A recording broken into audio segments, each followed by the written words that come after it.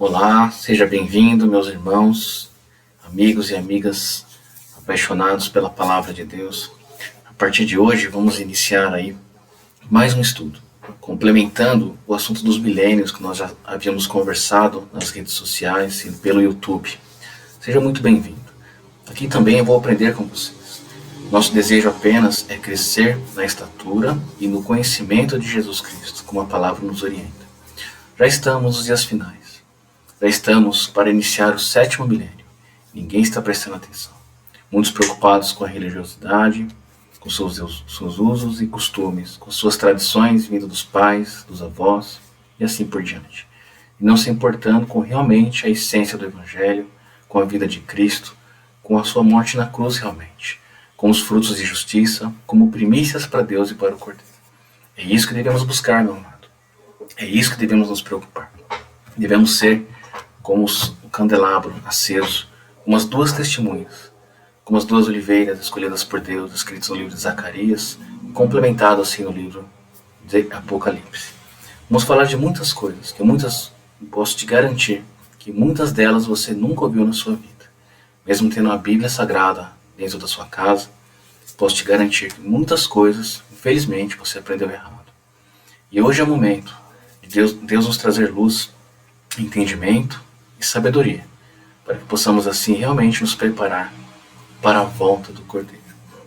Meu nome é Alex, tenho assim o canal meu perfil no Sete Segredos, no YouTube, nas redes sociais, você já deve me acompanhar. Se você sente no seu coração, simplesmente divulgue esse trabalho, compartilhe ele nas redes, faça também sua parte. Nós aqui temos a obrigação, porque Jesus nos deixou um mandamento, não foi um pedido. Ele disse: ide anunciar o Evangelho a todos. Então nós temos por obrigação como cristãos cumprir esse mandamento do Senhor Jesus. E já te aconselho, deixe de lado os ruídos, deixe de lado as notícias. Por que se preocupar com geopolítica, com o que está acontecendo no mundo? São apenas distrações e pode te afastar cada vez mais do Criador e do projeto de salvação. O que eu quero compartilhar com você, gente, a partir de hoje? Nós falamos sobre os milênios. Observam como nós já aprendemos que cada dia da criação Deus colocou como 1000 anos, que cada um dia para Deus são 1000 anos, e 1000 anos como um dia. A palavra de Deus é como se fosse realmente um quebra-cabeça, um enigma. Deus deixou isso realmente, propositalmente, para provar os nossos corações. Você já prestou atenção? Que muitos livros nós lemos hoje e não entendemos, e existe um grande perigo da pessoa distorcer o que ali está escrito, principalmente o último livro de Apocalipse. Você sabia que você não consegue entender o livro de Apocalipse se você não pegar as chaves que estão espalhadas nos profetas, por exemplo? Você sabia que não só o livro de Daniel, existem outros livros que falam também do chifre pequeno, que seria o anticristo, além de outras coisas? Você sabia que se você não pegar os enigmas e as chaves e todos os mistérios de Deus espalhados na Bíblia Sagrada, você não vai ser um cristão completo? É isso, meu irmão. Então, eu quero que a partir de hoje você possa realmente se importar em estudar a Palavra de Deus. Estudar no sentido de examinar como Jesus mesmo nos orientou. Então, eu deixo aqui uma pergunta. O que deve acontecer entre o 6º e o 7º milênio? Se você não tem ainda o aprendizado do estudo dos milênios que nós já fizemos, eu oriento você a ir na minha playlist e estudar e observar o que foi falado sobre os 7.000 anos. Nós estamos no 6º milênio e ele já está se acabando, já está nos finalmente. Desperta, meu irmão. É tempo de não brincarmos com as coisas de Deus, com esse mundo, com os ruídos, com aquilo que realmente é passageiro e superficial. Nessa apresentação, quero deixar para vocês a importância de você realmente saber o que acontece entre um milênio e outro, principalmente o nosso, o 6º milênio para o 7º. Como devemos nos posicionar? Observam o que está escrito na própria palavra de Deus. Vamos sempre usar a referência da Bíblia, gente. Você não vai, a partir de hoje, você vai ter um desperte. Você vai despertar da seguinte forma. Você não vai buscar informações da explicação da Bíblia por outros meios, por outros estudos, que não seja a própria Bíblia Sagrada. Deus, na sua sabedoria, já deixou o livro completo. Ele é completo e perfeito. Tudo o que nós precisamos Grave isso e anote na tábua de carne do seu coração. Tudo aquilo que nós necessitamos está nas Sagradas Escrituras. Antes crescei na graça e conhecimento de nosso Senhor e Salvador Jesus Cristo. A Ele seja dada glória, assim agora como no dia da eternidade. Amém. É isso, meu irmão. Você deve, muitos se importam nas suas religiões, na sua religiosidade, em ter a graça de Deus e viver realmente uma vida reta. Mas se você não buscar o conhecimento, não se aprofundar, você vai ser um menino, um crente menino. Você não vai crescer. Você vai sempre depender que alguém faça algo por você, ou a religião, ou um sacerdote, ou qualquer outro tipo de pessoa. Você precisa andar com as suas próprias pernas. Você precisa ter argumento. Você precisa ter conhecimento. E buscando a palavra de Deus, eu posso te garantir que você vai crescer. E alguns dos entendidos cairão, para serem provados, purificados e embranquecidos, até o tempo do fim, porque será ainda para o tempo determinado. A palavra de Deus é tão linda, que muitas coisas que estão escritas, elas se complementam, elas se auto-explicam em outros livros, né? Por isso que Deus honra os profetas, né? Que deram muitas vezes suas vidas para testificar o que está ali escrito. Então eu oriento você a partir de hoje, quero te provar e comprovar que a própria Bíblia, quando você tem dúvidas, você consultando os livros, na antiga aliança e na nova aliança, você consegue assim ter o entendimento perfeito e completo, né? Olha que coisa linda que está escrito aqui na parte de mistério. Então realmente, entre o sexto e o sétimo milênio, Deus deixou um enigma. Nós vamos entender que enigma que é esse. E esse enigma realmente, ele vai colocar em prova o seu coração e vai mostrar que muitas coisas que você espera e até hoje entendeu, você precisa crescer, meu irmão. Você precisa se libertar. Você precisa realmente se aprofundar nesses mistérios. Compreender o que Deus quer dizer nas entrelinhas das coisas. Né? E agora vós sabeis o que eu detenho, para que seu próprio tempo seja manifestado. No livro de Tessalonicenses, capítulo 2, o apóstolo Paulo, guiado por Deus, cita que antes da volta de Cristo tem que se manifestar aquele que é contrário à vontade de Deus. Deus vai permitir que isso aconteça para provar os corações de muitos. Então, nós vamos falar muito hoje esse estudo inicial sobre esse mistério, né, sobre a transição entre o sexto e o sétimo milênio. Quem que é esse personagem? Como ele vai se revelar? Você sabia que Deus deixa até mesmo a região de onde ele vai se manifestar? A região, a localização, quais são os seus feitos, qual que é a sua intenção e qual que é até mesmo a religião que está por trás? Então, meu querido, tudo aquilo eu posso te garantir, tudo aquilo que você ouviu na mídia, né, até por outros, infelizmente, outros pastores, outras igrejas, sobre quem é essa pessoa, sobre os ruídos que acontecem, se é esse ou aquele, se é um político, pode jogar na lata de lixo, tá? Porque a Bíblia, ela dá a localização perfeita e completa, não vai ter dúvida, meu irmão.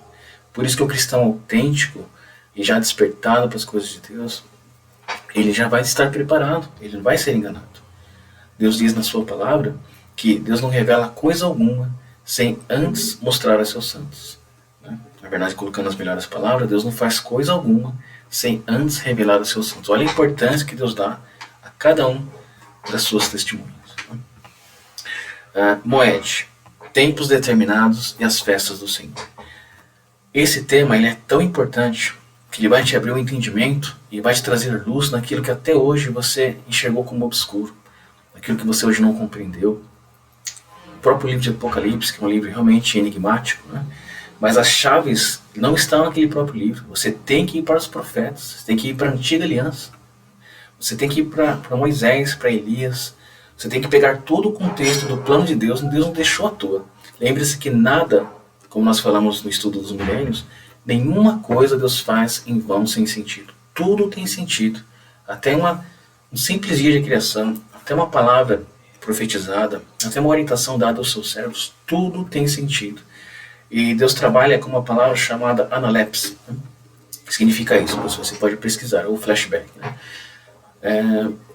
O que Deus faz? Ele usa as coisas passadas para se cumprir nos dias de agora, no presente, e também para se cumprir no futuro.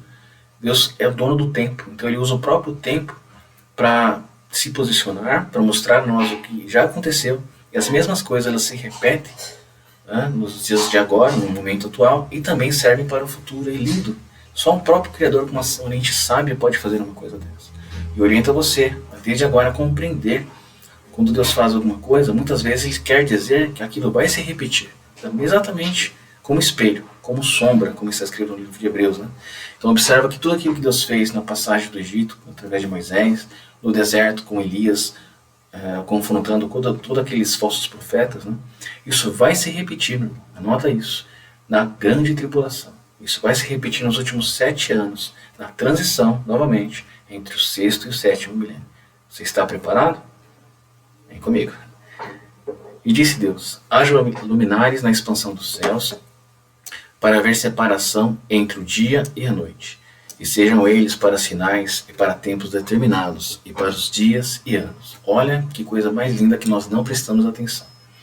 Deus está dizendo aqui que Ele criou os astros, o Sol, a Lua e as próprias estrelas, com as suas constelações, com os seus desenhos, justamente para nos explanar as coisas que vão acontecer. É lindo isso? Você sabia, irmão, que a Lua e o Sol são testemunhas? Duas testemunhas. Chama a tua atenção? A antiga e a nova aliança.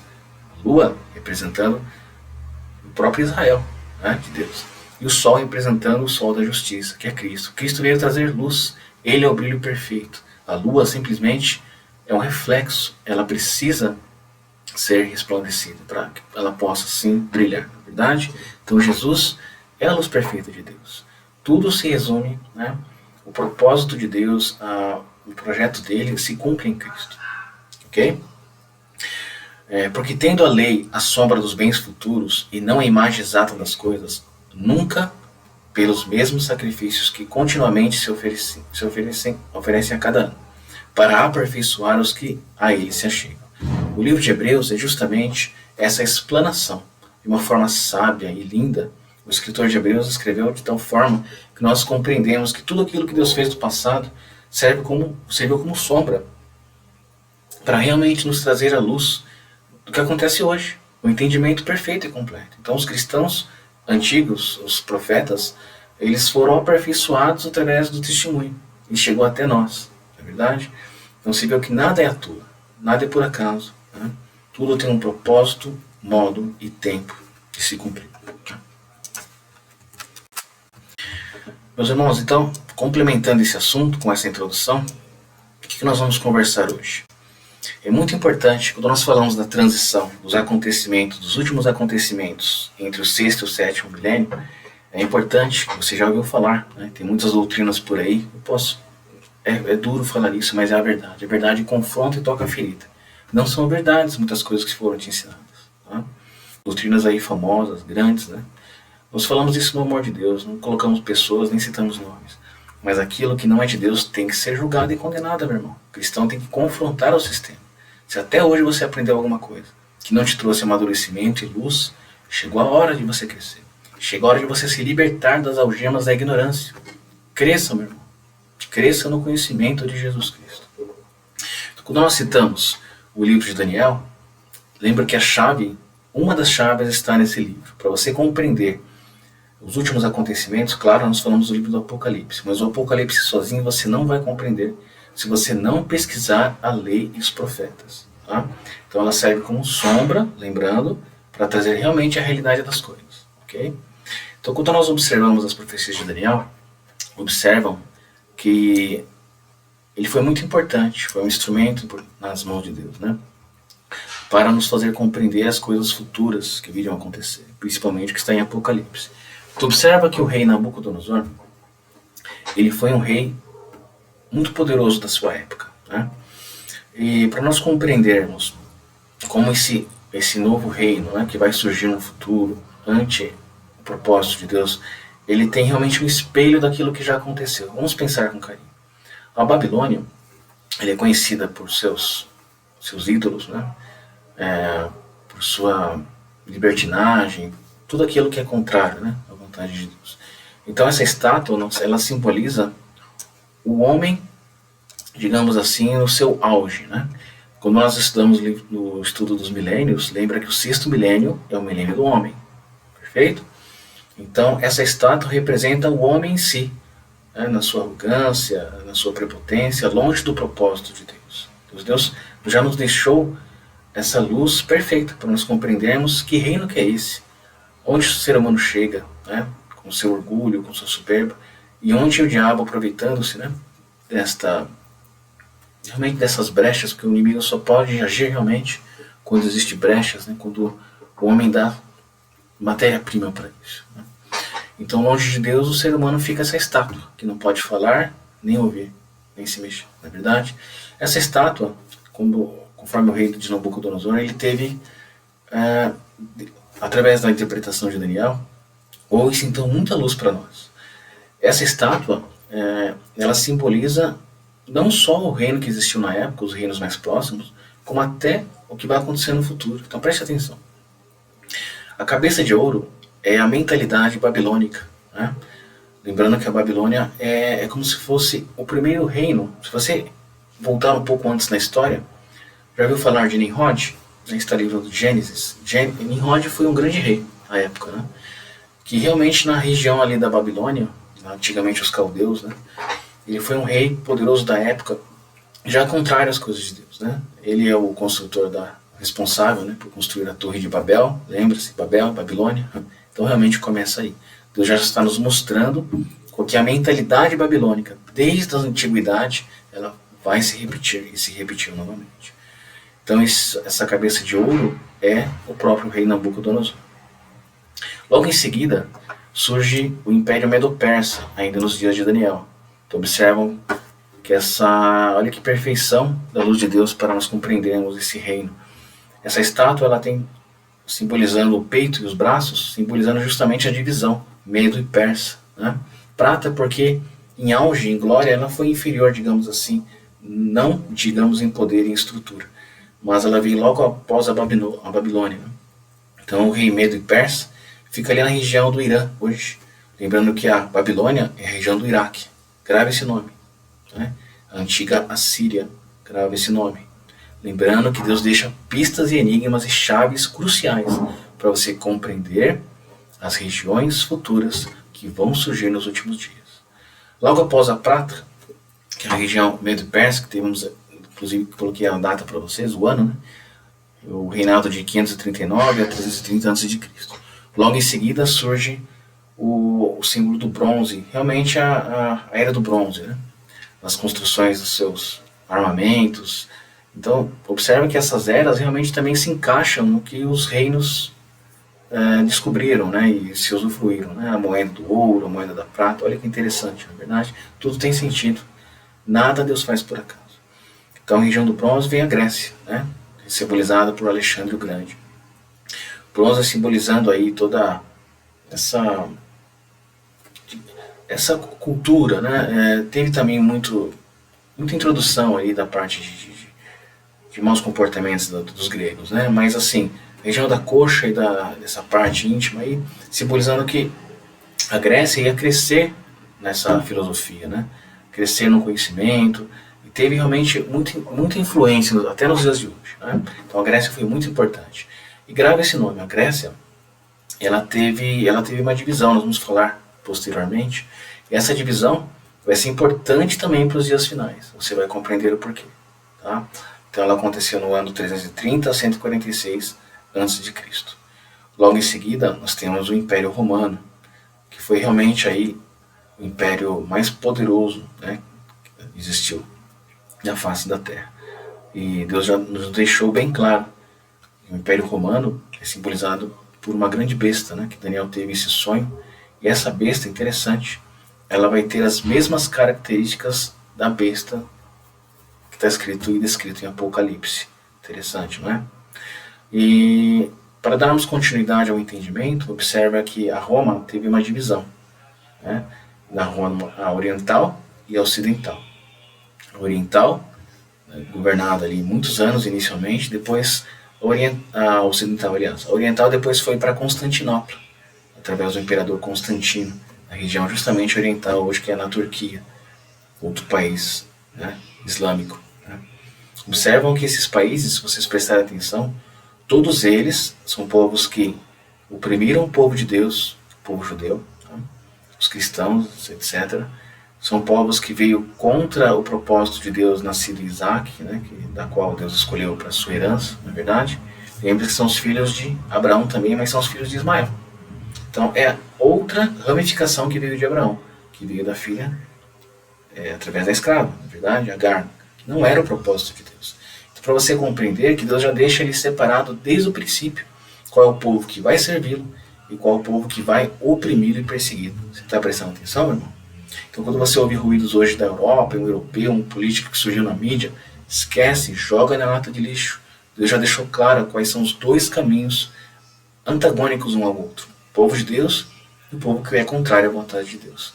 Você já conseguiu compreender? Que todos esses povos, começando na Babilônia, são povos contra a intenção de Deus, contra o projeto de Deus, desde Nimrod, desde a Torre de Babel. Né? Os medos e os persas, a própria Grécia, né?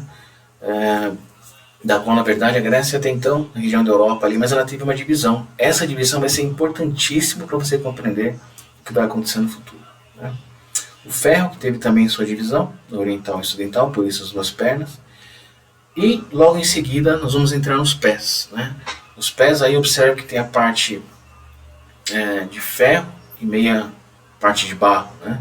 Elas não conseguem se juntar completamente. Presta atenção até nos dias de hoje. Se você notar, desde o Império Romano, nunca houve um reino que conseguiu, então, unificar todos esses países. Sempre teve divisões. Eles não conseguiram.